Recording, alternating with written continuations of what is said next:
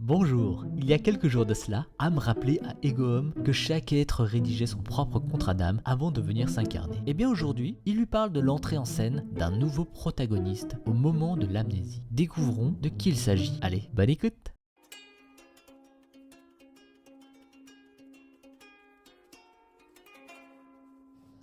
Ah, purée, j'ai pas dormi de la nuit avec ton histoire d'amnésie, tu sais. C'est rude de se dire qu'on se souvient de rien, c'est flippant. Mais pire encore, ça me fait perdre le sens de tout. Si on forget everything, tout est donc inutile au final. Ça m'a secoué, tu sais, secoué. Mais non, mon ami, tout est une question de point de vue, que de point de vue. Pas de panique. Et déjà bonjour, hein, en passant. Hello. Bon, moi, je te dis que bien au contraire, c'est merveilleux comme les choses sont bien faites. Tout a un sens. Garde juste en tête le but ultime de l'âme dont je t'ai parlé hier. S'améliorer, atteindre l'amour inconditionnel, revenir à la source toujours plus riche et bla bla bla. Blah, blah, blah. On va pas la refaire, quoi. Ouais, mais bordel, si on se souvient de rien, comment sait-on pourquoi on est là alors? Déjà, si tu te poses la question, c'est que certains d'entre vous sont animés par une connaissance et une sagesse intérieure qu'ils ont envie de redéployer. C'est donc le signe qu'on garde toujours une petite trace de tout ça en soi lors de l'incarnation. Ces traces et ton libre arbitre te permettront d'avancer dans le bon sens. Mais bon, tu sais, oublier, ça peut aussi avoir du bon. Là, j'ai un peu de mal à adhérer au concept, là, j'avoue. En général, l'âme oublie ses vies passées et c'est plutôt pas mal parce que v'là l'embrouille entre deux incarnations si tu te souvenais de tout. Je t'explique pas le bordel qu'elle traînerait avec elle si elle gardait tout en tête. Cette charge, cette confusion, laisse tomber. Et pour le contrat d'âme que tu oublies, c'est censé être bien aussi? Bah oui, oublier son contrat d'âme peut devenir intéressant car le jeu peut commencer. Let the games begin. Le but, je te le rappelle, est de te sortir de l'illusion de la séparation pour te reconnecter à moi et de t'améliorer. Après, tu as toute ta vie pour en maîtriser les règles. Bon, tu sais, oublier ça peut être bien, mais hélas, ça laisse aussi plus de marge de manœuvre aux méchants du jeu. Le méchant du jeu? Bah oui, il y a toujours un méchant dans une histoire ou un jeu. Il y en a un dans ta vie aussi. C'est l'ennemi qui a assisté à la scène de la perte de mémoire lors de ton entrée dans la matière. Wow, truc de ouf, c'est la guerre des âmes. Et c'est qui ce méchant-là? C'est l'ego en douille. Enfin, pas toi, hein. Pas toi, l'ego à qui je m'adresse tous les jours. Tu l'as compris, ça j'espère. En fait, tu as plusieurs facettes, plusieurs aspects. Eh bien là, je parle de ton aspect le plus égocentrique. C'est lui, le méchant du jeu. Lui, il n'existe que dans la matière. Il en est issu et il voit que toi et moi, ou corps et âme, se séparent lors de la transition et qu'un vide se crée en toi à ce moment-là.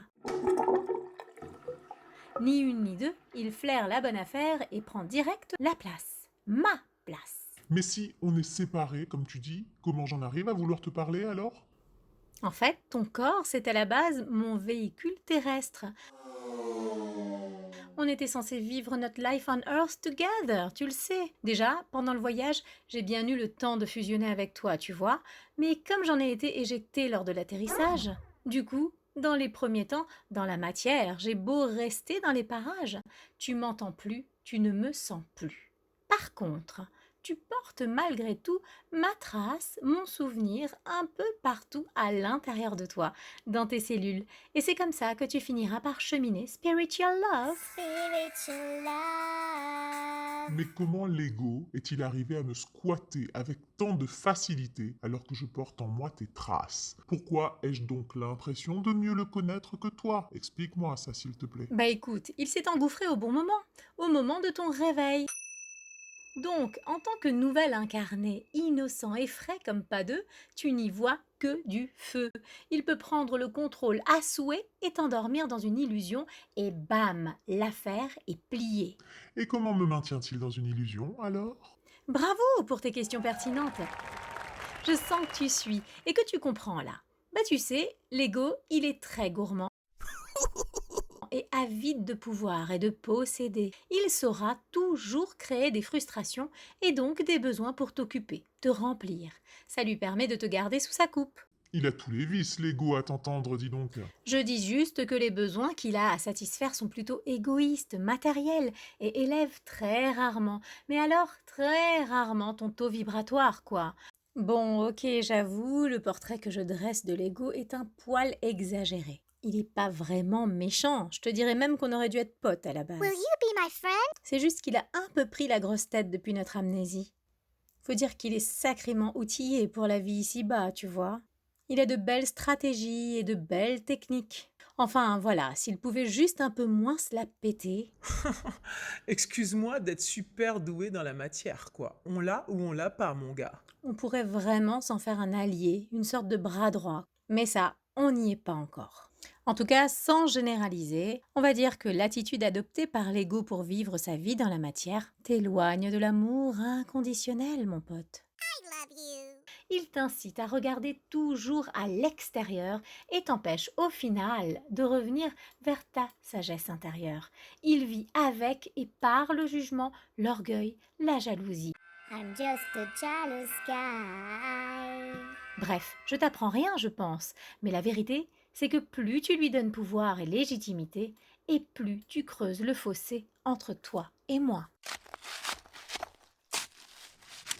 Ben, maintenant que tu le dis, c'est vrai que parfois j'ai l'impression de vivre dans une société totalement noyée dans une grosse, méga illusion collective. Des méga égos d'ailleurs semblent y avoir tout pouvoir et le maintiennent en tenant en laisse d'autres petits égos. Ces mêmes petits égos, eux, ont l'illusion de contrôler à merveille leur existence par la surconsommation du plaisir immédiat. Et ces petits égos eux-mêmes éduquent d'autres égos pour devenir à leur tour de bons petits soldats. C'est tout un petit système qui semble se mettre en place. Wopé, tu viens de me pondre une thèse là, c'était long ton explication. Vraiment, t'es pas cool, âme. Non, sérieux, tes propos sont totalement pertinents et dit comme ça, c'est même flippant. Alors, tu parles de la société moderne, mais heureusement, cette tendance ne concerne pas l'ensemble de l'humanité. Bon, et alors, concrètement, je fais comment pour déjouer les sinistres plans de l'ego? Ah ah, suspense. Mais là, je demande ma démission pour la journée, s'il te plaît, car j'ai une course urgente à faire, s'il te plaît, s'il te plaît, s'il te plaît. T'es sérieux là? Tu vas encore me laisser cogiter après avoir fait exploser mes neurones?